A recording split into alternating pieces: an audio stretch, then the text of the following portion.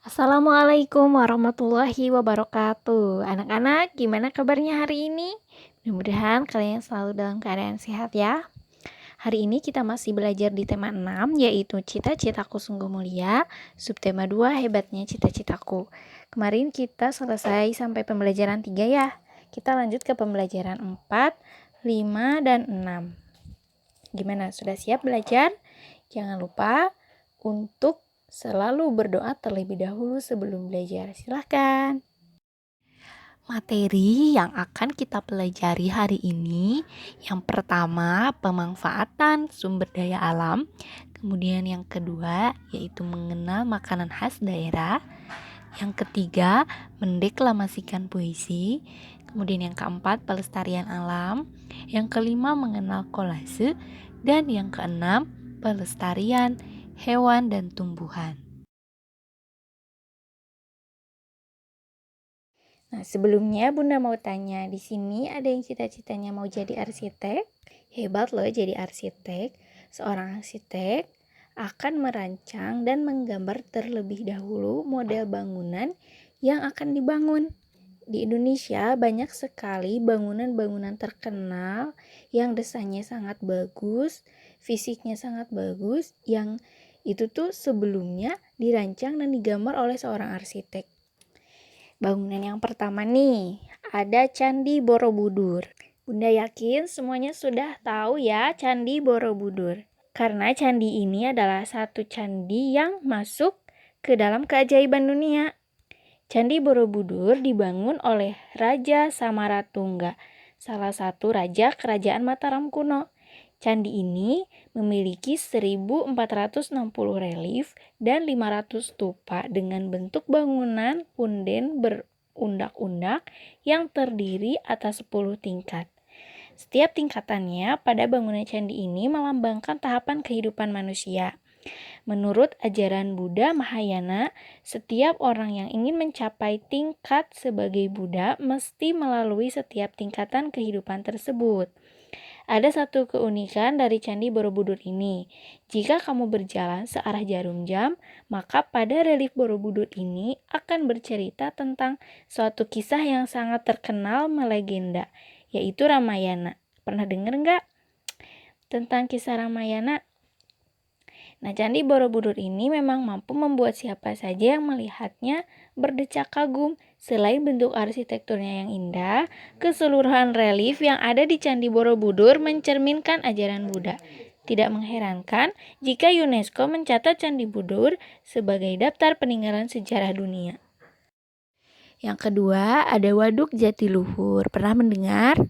Nah, Waduk Jatiluhur ini adalah waduk yang membendung aliran Sungai Citarum. Sungai Citarum ini adalah sungai terbesar di Jawa Barat yang membentang dari Gunung Wayang Kabupaten Bandung Hulu dan bermuara di ujung Karawang Hilir. Bangunan utama waduk atau bendungan ini terbuat dari tumpukan batu dengan inti tanah liat kedap air. Ukuran waduk adalah lebar puncak 10 meter. Wah, kebayang ya 10 meter. Kemudian lebar dasarnya 600 meter. Tinggi maksimumnya 105 meter dan panjang puncaknya 1220 meter. Kebayangkan betapa besarnya waduk ini? Selain bersumber dari Sungai Citarum, Waduk Jatiluhur juga mendapatkan air dari sumber-sumber setempat yang berupa aliran-aliran sungai di daerah sekitar waduk. Nah, air waduk ini bersumber dari aliran Sungai Citarum dan suplai dari sumber-sumber setempat. Selain itu, curah hujan di wilayah Jawa Barat juga sangat berpengaruh pada jumlah air yang masuk ke waduk ini.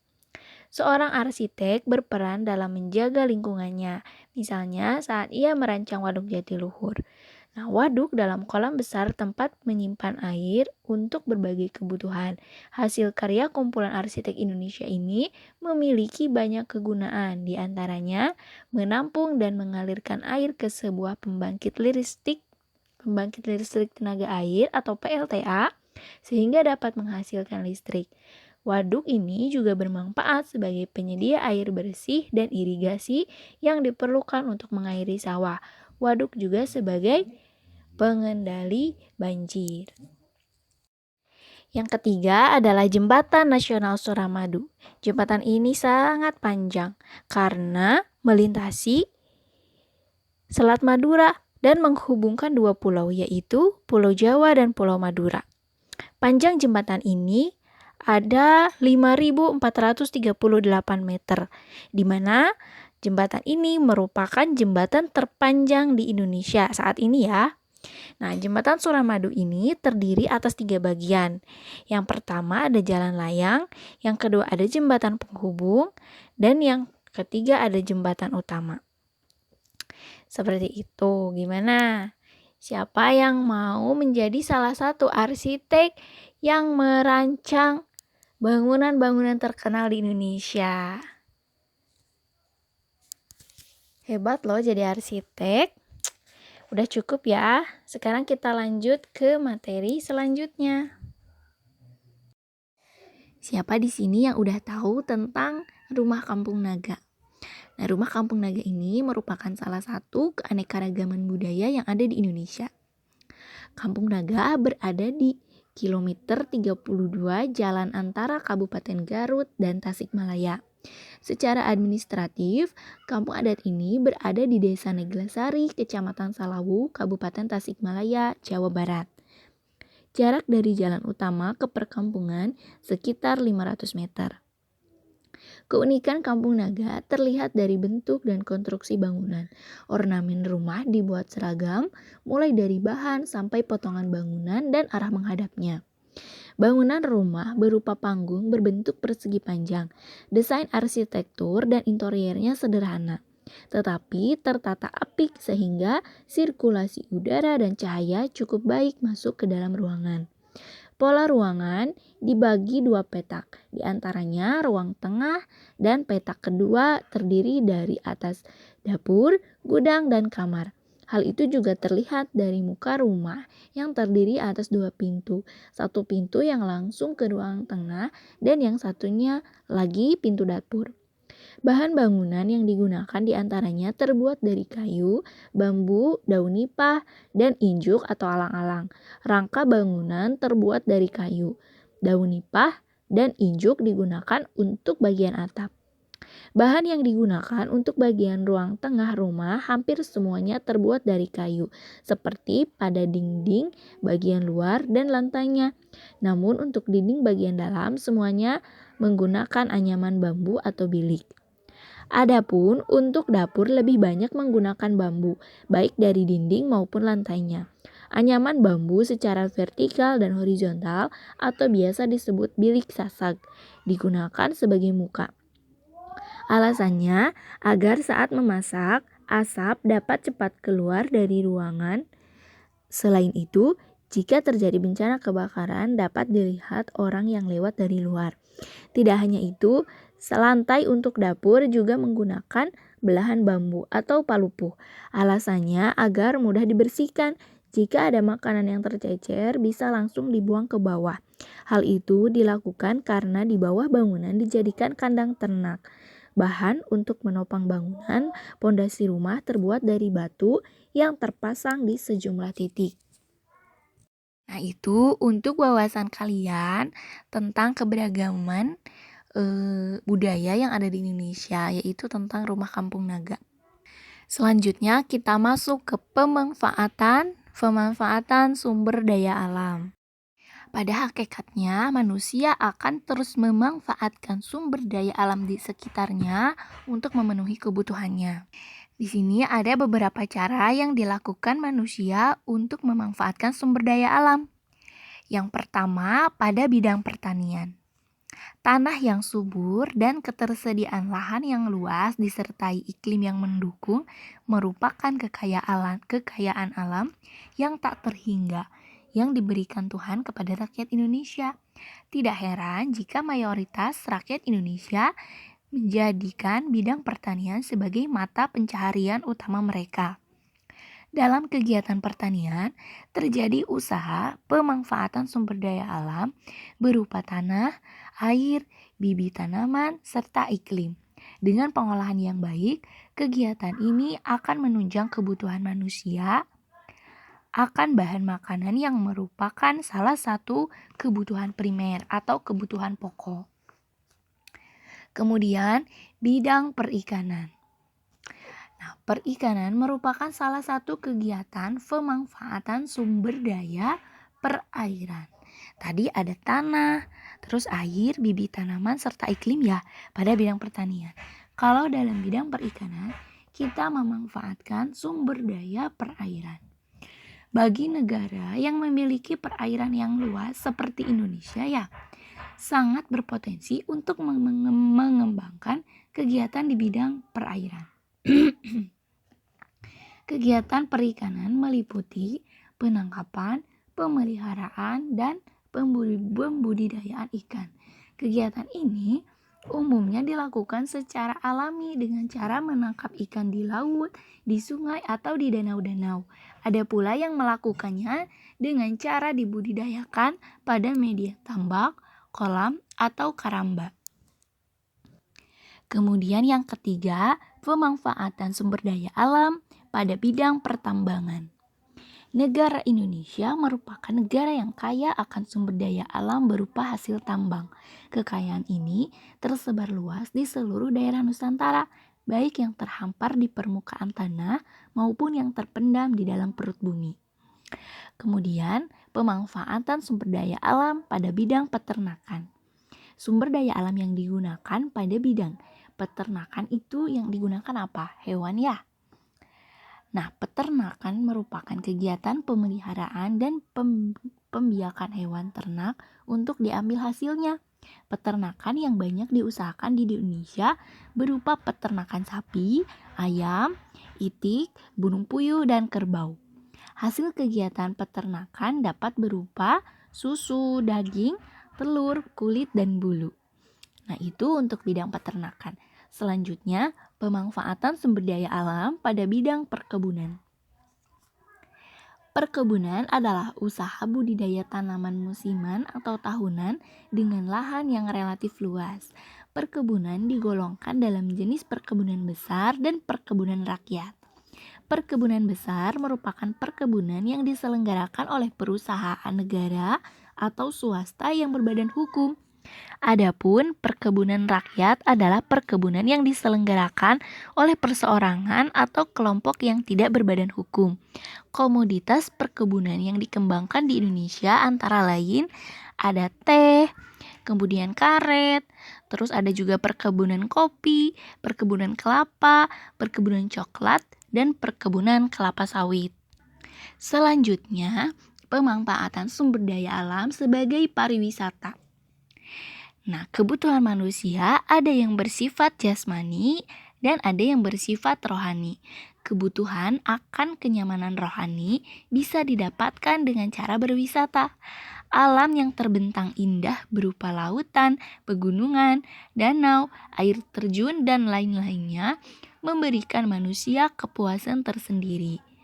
Selain itu, berbagai objek wisata alam jika dikelola dengan baik dapat memberikan keuntungan yang besar bagi daerah maupun penduduk sekitarnya. Nah, itu untuk pemanfaatan sumber daya alam dalam berbagai bidang. Pernahkah kalian berkunjung ke tempat wisata yang berada di daerah lain yang ada di Indonesia? Tiap daerah memiliki keunikan yang membedakan dengan daerah lainnya. Salah satu yang membedakannya adalah makanan khas daerahnya. Saat ini, makanan khas daerah telah menjadi hal yang paling diburu oleh para wisatawan lokal. Sini Bunda ada beberapa contoh makanan daerah. Misalkan nih ada karedok. Karedok berasal dari mana? Ada yang tahu? Karedok berasal dari Jawa Barat ya, termasuk ke dalam makanan khas Sunda. Kemudian ada sorabi. Sorabi juga adalah makanan khas daerah Jawa Barat. Selanjutnya ada ayam betutu. Nah, ayam betutu ini adalah makanan khas daerah Bali. Selanjutnya ada pempek. Pempek ini adalah makanan khas daerah Palembang, Sumatera Selatan. Selanjutnya ada gudeg. Gudeg adalah makanan khas daerah Jogja. Yang terakhir ada rendang. Rendang adalah makanan khas daerah dari Sumatera Barat.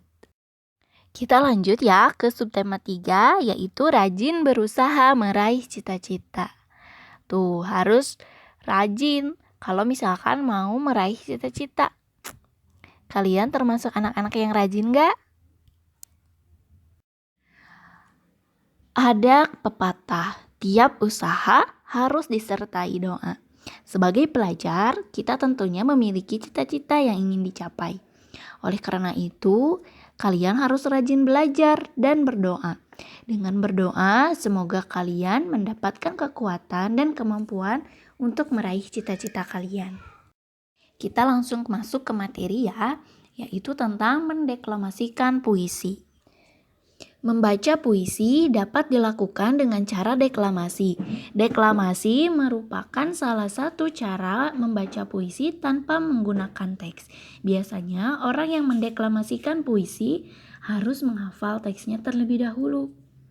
Dalam membaca puisi memerlukan pelafalan yang jelas, intonasi yang tepat, dan harus memperhatikan pemenggalan kalimat. Dengan demikian, pembacaan puisi akan enak didengar dan mudah dipahami isinya. Nah, perhatikan contoh tanda untuk menentukan jeda yang sudah Bunda tampilkan di layar ya. Yang pertama ada tanda miring 1. Nah, berarti ini kita harus berhenti sebentar untuk bernafas. Biasanya dilakukan pada koma atau tengah baris. Kemudian ada tanda miring 2. Jadi tanda miringnya ada 2 ya. Nah, itu artinya berhenti agak lama. Biasanya dilakukan pada koma di akhir baris yang masih berhubungan dengan baris berikutnya. Selanjutnya ada tanda miring 3. Nah, tanda miring 3 ini berarti berhenti lama sekali. Biasanya dilakukan pada titik baris terakhir atau pada akhir puisi. Ini adalah contoh penentuan jeda dalam puisi. Nah, puisi yang Bunda ambil ini dari puisi yang ada di buku halaman 129 tentang kerusakan alam. Bunda sudah menyimpan beberapa tanda jeda dalam puisi ini. Kita baca sama-sama ya. Nah, kalau Bunda biasanya untuk tanda miring 1 itu berhentinya 1 detik. Kalau misalkan untuk tanda miring 2 itu berhentinya 2 detik. Kita coba ya. Kerusakan alam. Ingatlah pada hukum alam. Kita butuh alam yang indah. Kita butuh alam yang sejuk. Kita hidup dalam alam, dan kita bergantung pada alam. Jagalah alam, seperti kau menjaga rumahmu sendiri. Karena alam kita adalah alam anak cucu kita. Nah, itu untuk contoh ya. Tadi, misalkan ya, ingatlah, lihat ada tanda miring 1. Nah, itu Bunda biasanya berhenti 1 detik. Ingatlah 1 pada hukum alam. Itu tanda miring 2 berarti berhenti 2 detik. 1, 2. Kita 1 butuh alam yang indah. 1, 2. Kita 1 butuh alam yang sejuk. 1, 2. Kita hidup dalam alam dan kita bergantung pada alam. Kayak gitu. Mudah kan? Sampai sini paham ya? Yang harus kalian ingat, pada saat mendeklamasikan puisi, kalian harus paham isi dan pesan yang ingin disampaikan. Jika puisi kalian mengenai doa, ekspresi wajah kalian harus mendukung, yaitu berekspresi sama dengan ketika kalian berdoa. Jika puisi kalian mengenai harapan, ekspresi kalian juga harus menunjukkan mata berbinar dan pandangan jauh menerawang. Jika puisi kalian mengenai pengalaman yang menyedihkan, ekspresi kalian harus menunjukkan kesedihan yang mendalam, seperti kalian kehilangan benda yang paling kalian sayangi. Kalian dapat melatih perubahan ekspresi wajah dengan menggunakan cermin atau meminta bantuan teman. Kita beralih ke materi selanjutnya ya, yaitu pentingnya pelestarian alam. Nah, keberadaan sumber daya alam yang ada di Indonesia, baik hayati maupun mineral, harus selalu dijaga kelestariannya. Setiap warga negara Indonesia punya kewajiban untuk menjaga dan memelihara alam serta sumber daya alamnya. Jika alam mengalami kerusakan dan sumber daya alam habis, maka yang mengalami kerugian adalah manusia, terutama anak cucu kita kelak. Salah satu upaya pelestarian sumber daya alam dapat dilakukan melalui poster yang berisi ajakan untuk memelihara alam dan menghemat penggunaan sumber daya alam. Nah, poster adalah sebuah iklan atau pengumuman atau ajakan dalam bentuk gambar. Jadi bisa lebih menarik perhatian.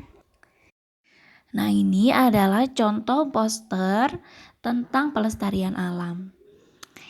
Nah, kalian bisa nggak buat poster? Nanti harus bisa ya. Nanti Bunda tugaskan untuk membuat poster. Contohnya kayak gini.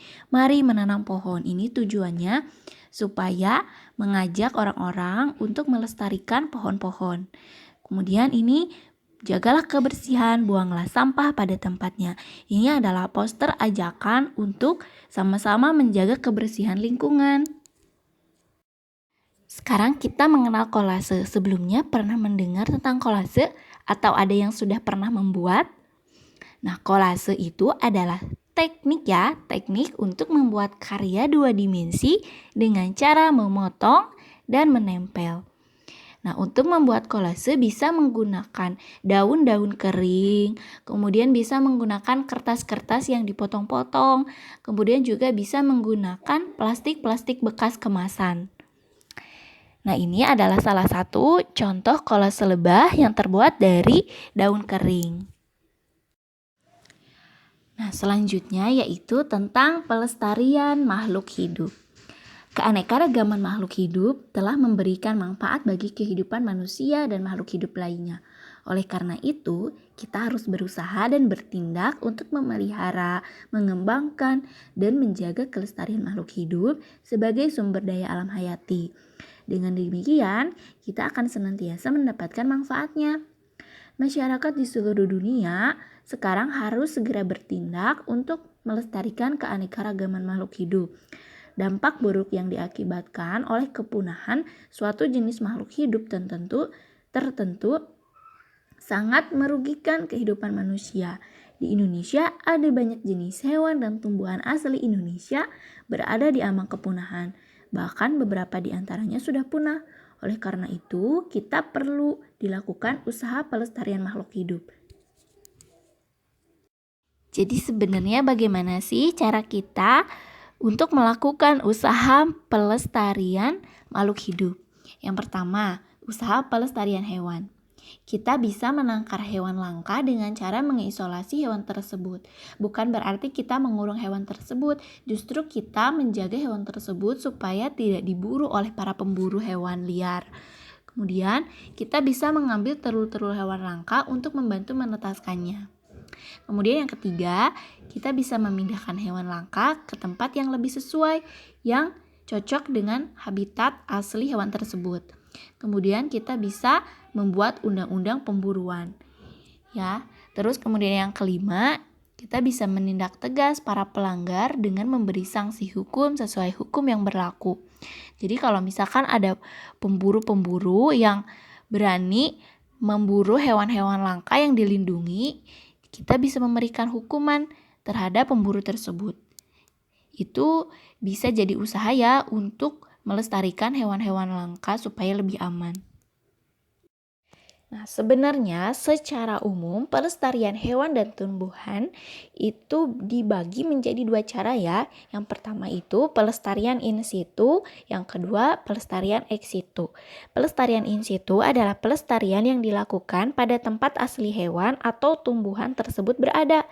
Contoh pelestarian in situ adalah suaka, marga satwa, kemudian hutan lindung, dan taman nasional. Suaka marga satwa ini merupakan kawasan yang melindungi hewan. Hutan dilindungi merupakan kawasan yang melindungi tumbuhan, adapun Taman Nasional merupakan kawasan yang melindungi hewan dan tumbuhan. Kemudian ada pelestarian ex situ. Nah, pelestarian ex situ adalah pelestarian yang dilakukan di luar tempat tinggal aslinya. Hal itu dilakukan karena hewan dan tumbuhan kehilangan tempat tinggal aslinya. Selain itu, pelestarian ex situ dilakukan sebagai upaya rehabilitasi, penangkaran, dan pembiakan hewan maupun tumbuhan langka. Contoh pelestarian ex situ antara lain kebun botani yang tadi ya, kemudian ada taman safari, kemudian ada kebun binatang dan penangkaran. Nah, kita tidak boleh memburu hewan sembarangan, apalagi memburu hewan-hewan langka. Hewan-hewan langka itu harus dibudidayakan supaya tidak cepat punah. Begitupun untuk melestarikan tumbuhan langka, kita tidak boleh menebang pohon sembarangan. Artinya kita harus memilih dalam menebang, memilih ukuran dan usia tumbuhannya. Nih, di sini Bunda kasih tahu ya, ada usaha-usaha yang dilakukan pemerintah untuk menjaga kelestarian hewan dan tumbuhan. Yang pertama itu ada Suaka Marga Satwa. Nah, Suaka Marga Satwa ini tempat melindungi hewan-hewan tertentu, terutama hewan langka. Kemudian ada Cagar Alam. Nah, Cagar Alam ini sebagai tempat perlindungan dan pelestarian hewan, tumbuhan, tanah, dan air. Kemudian yang ketiga ada hutan lindung, itu sebagai tempat melindungi air atau daerah resapan air. Karena di hutan dengan tumbuhan yang menutupi, jika terjadi hujan maka air akan tertahan dan diserap tanah. Seperti itu beberapa ya contoh usaha pemerintah untuk menjaga kelestarian hewan dan tumbuhan langka.